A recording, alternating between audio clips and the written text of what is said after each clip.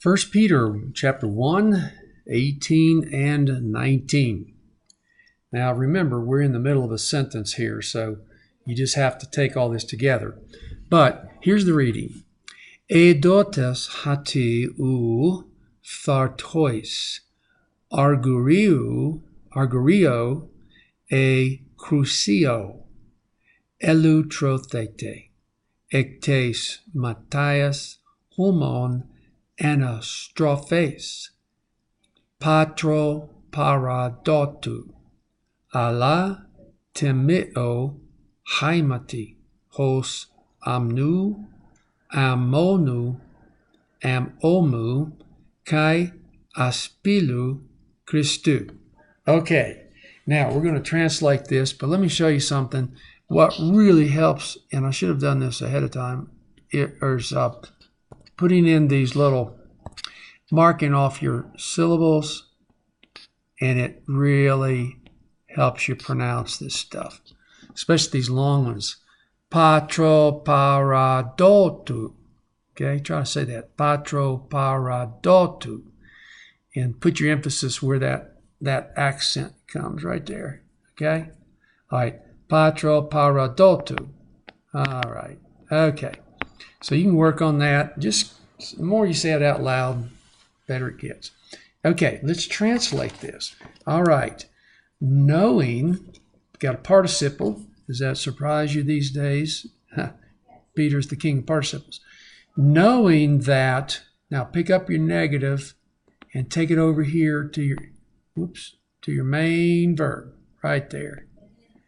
Okay, so we're going to translate this, knowing that, and let me get my yellow marker here. Knowing that you were not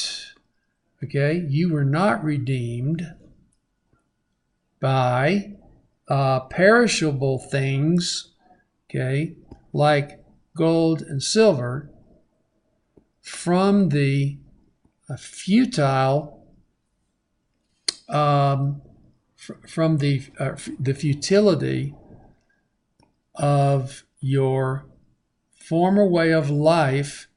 And look at this one. Here's that big one we just handed down by your fathers. But there's your contrast. Timeo, but by the precious blood of the Lamb. Sounds like a song, doesn't it? Precious blood of the unblemished Lamb and the spotless Christ. Okay, but with the precious blood of Christ, there we go. Let me get my little marker. Okay, by the precious blood of Christ, okay, actually goes the other way because you've got that genitive possession, but the precious blood of, let me go this way. Precious blood of Christ,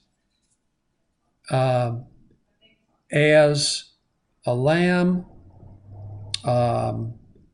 unblemished and spotless. There we go. Okay, we got them in. So now I think you're beginning to see the word order. You know, you've heard that Greek doesn't, word order is placed in such a way that the author can put important things where he wants them. So again, you've got this, in this advanced Greek, you've got to really watch your case endings and put everything where it's supposed to go in English, okay? Okay, let's look at oida. I've got about to run out of my time on my video here. So oida is the lexical form of eidatis. So where does that come from? Okay, I did a lot of research. This is a perfect active participle that became used like present tense. But you have your reduplication, which is your epsilon, and the stem is actually id. Here's your stem right here in oida.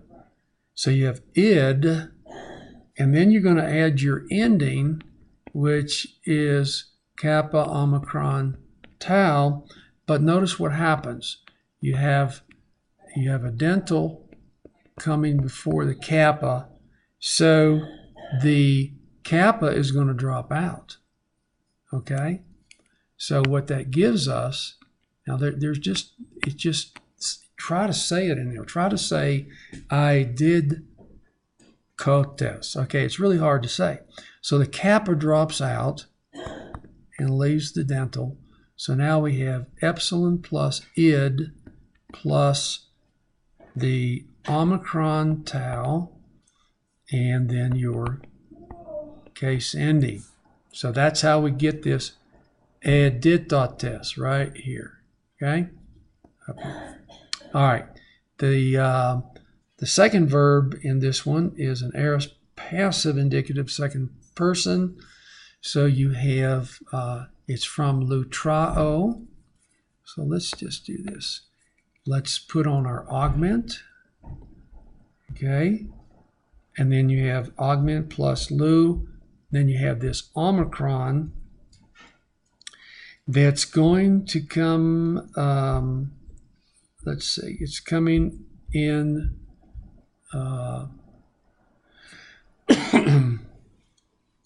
the omicron is going to lengthen, okay, to an omega. And then we add our ending, beta eta plus tau epsilon. And that is how you get elutrothete from the lexical form lutrao. All right. There are no verbs in the next sentence, so we'll go ahead and stop this one here. See you at verse 20.